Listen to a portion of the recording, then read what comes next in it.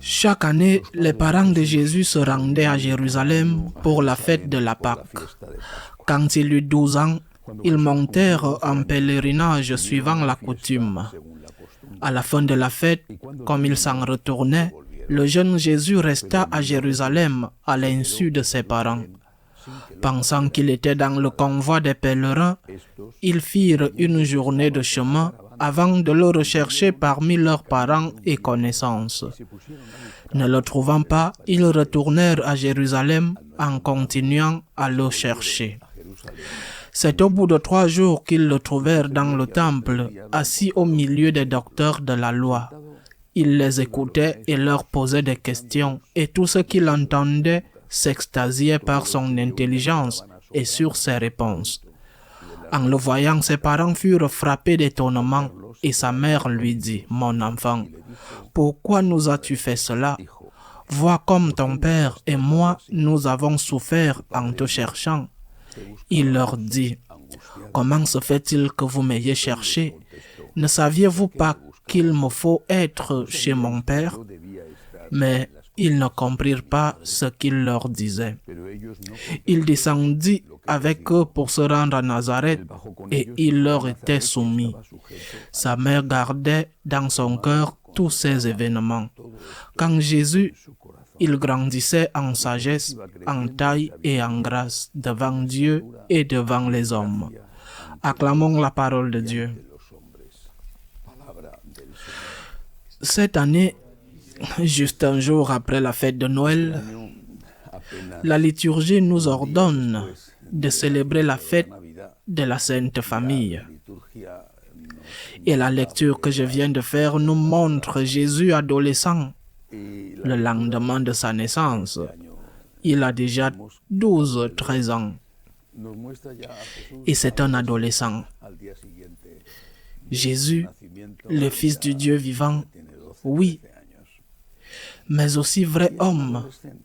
Et tout comme il pleurait dans le berceau à Bethléem, car la crise d'adolescence est aussi passée par là, normal. Toute autre chose n'aurait pas été un être humain. Jésus commence à faire son propre chemin.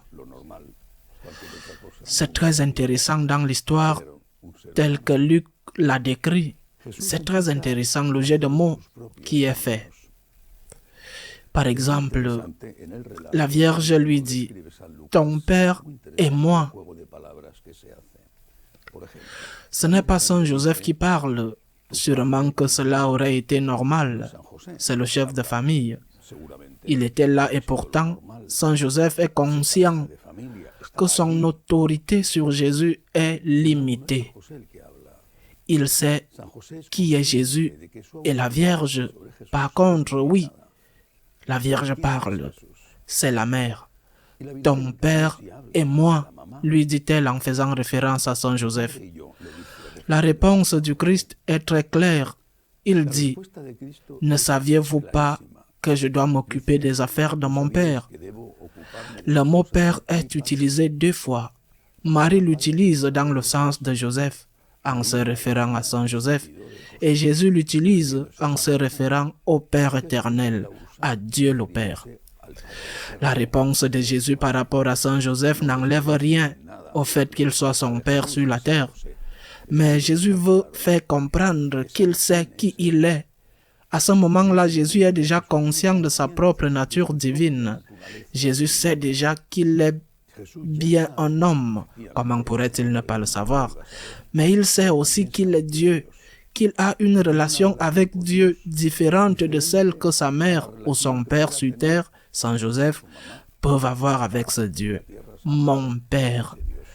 C'est mon Père. Il aurait pu dire notre Père. Ne savez-vous pas que je dois m'occuper des choses de notre Père? Mais il ne dit pas cela. Il dit mon Père. Plus tard, il le répète lorsqu'il enseigne aux disciples à prier. Il leur dit, adressez-vous à mon Père et à votre Père. Il aurait pu dire à notre Père. Vous devez dire, leur dit Jésus, vous devez dire notre Père. Mais je dis mon Père et votre Père, indiquant que la relation qu'il a avec le Père est différente de la relation que nous avons avec le Père. C'est un point qui n'est peut-être pas le point central de la fête de la Sainte Famille d'aujourd'hui, mais il est très important de le souligner. Jésus, déjà à l'adolescence, sait qu'il est Dieu. Jésus sait qu'il est Dieu et ses enseignements, qui viendront plus tard à partir de sa vie publique, ces enseignements ne sont pas les enseignements d'un homme ou d'un Dieu qui ignore qu'il est Dieu.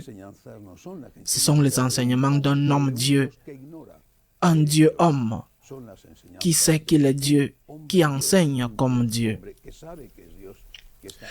Cela dit, la Sainte Famille. La scène d'aujourd'hui est une scène qui a un point de souffrance, même si elle a une fin heureuse. La Vierge Marie et Saint Joseph sont inquiets. Et la Vierge dit, « Ton Père et moi te cherchions inquiets. » Bien que ce soit quelque chose qui n'était pas tragique, cela aurait pu se terminer tragiquement, mais cela ne s'est pas passé ainsi. Cela a causé de la souffrance à la Vierge et aussi à Saint Joseph. C'est-à-dire que nous sommes devant une scène de souffrance dans une famille. Bien sûr, il y a des souffrances plus grandes, mais c'est une scène de douleur. Et cela nous amène à conclure que dans la vie familiale, il y a des problèmes. Il y a aussi des joies. Il y a de bons moments, mais il y a des problèmes. Il y a des mauvais moments. Comment la Sainte Famille a-t-elle affronté les mauvais moments? Unis, s'aimant, s'acceptant tel que l'autre était, ne cherchant pas à dépersonnaliser l'autre.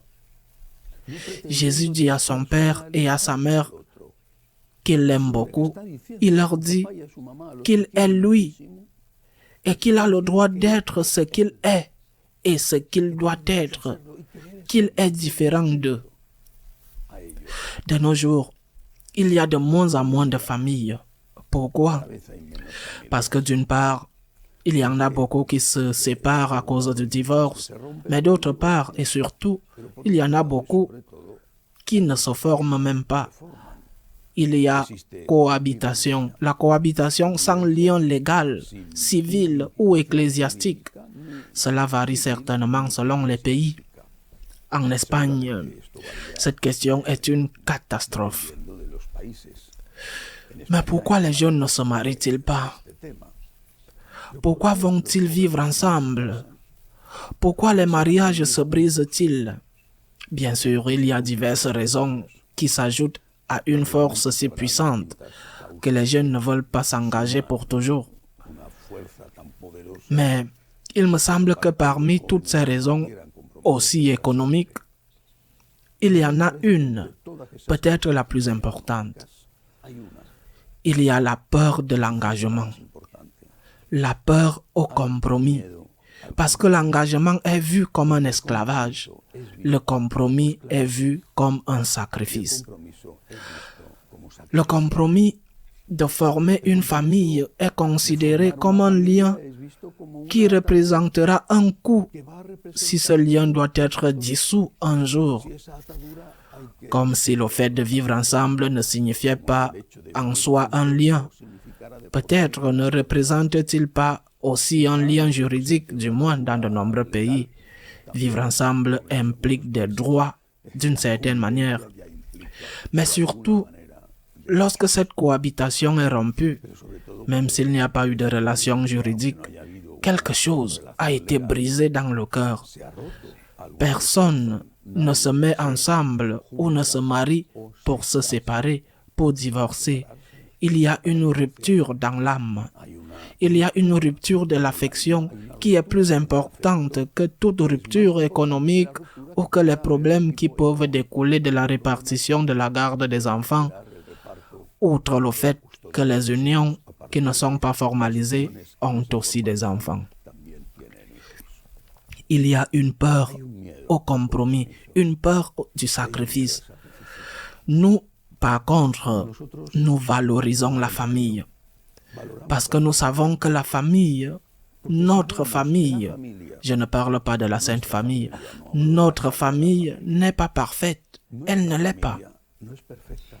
Quand nous regardons la famille où nous sommes nés, sûrement que nous voyons du clair et de l'obscur, du gris, des défauts. Même si nous aimons beaucoup nos parents, nous sommes conscients qu'ils avaient des défauts, qu'ils étaient des êtres humains, parce que nous aussi, nous avons des défauts. Mais malgré cela, ils sont restés ensemble. Nos parents se sont battus pour rester ensemble. C'est-à-dire que notre famille n'est pas parfaite, mais c'est notre famille. Ne cherchons pas la perfection sur terre. Cherchons-la, oui, mais en sachant que la vraie perfection viendra au ciel. Et sommes-nous prêts à payer le prix de cette imperfection qui est dans l'autre et en nous-mêmes? L'autre est un être humain imparfait, et moi aussi. L'autre me fait parfois souffrir, et moi aussi je fais parfois souffrir l'autre. L'autre personne me fait parfois souffrir et me donne parfois de la joie, et moi aussi je la fais parfois souffrir, et parfois je lui donne de la joie. Et c'est pourquoi nous apprécions la famille, et nous sommes prêts à payer le prix de la famille. En effet, la famille a un prix à payer, le prix de l'acceptation de l'imperfection de l'autre personne, la tienne aussi. Mais la famille qui a un prix à payer a aussi un don à donner. Payons le prix de la vie ensemble et nous recevons le fruit de la vie ensemble. C'est un mensonge ce qu'on dit qu'il est mieux de vivre seul. L'homme n'est pas fait pour vivre seul. Ce n'est pas sa nature. Il y aura des exceptions, comme celle des ermites, isolés dans un rocher. Mais la nature de l'homme n'est pas celle-là. L'homme est un être social. Nous avons besoin de la famille. Sans la famille, nous n'aurions pas pu naître ni survivre. La famille est notre niche écologique. Nous pouvons vivre dans le froid du pôle Nord ou dans la chaleur extrême des déserts. Mais nous ne pouvons pas vivre sans la famille. Nous y naissons et nous y vivons et nous devons apprendre à en payer le prix, car payer ce prix est notre salut. Ainsi aujourd'hui que nous contemplons une famille parfaite, mais où il y a aussi eu des moments de difficulté, demandons à la Sainte Famille de nous aider à payer le prix de la famille et à prendre plaisir à avoir une famille, car même payer ce prix en vaut la peine. Et prions pour ceux qui malheureusement n'en ont pas eu ou qui l'ont brisé. Loué soit Jésus-Christ.